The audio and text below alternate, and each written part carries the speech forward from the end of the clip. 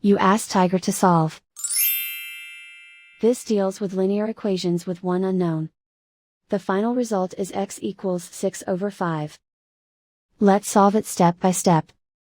Group all constants on the right side of the equation. Add 18 to both sides. Group like terms. Simplify the arithmetic.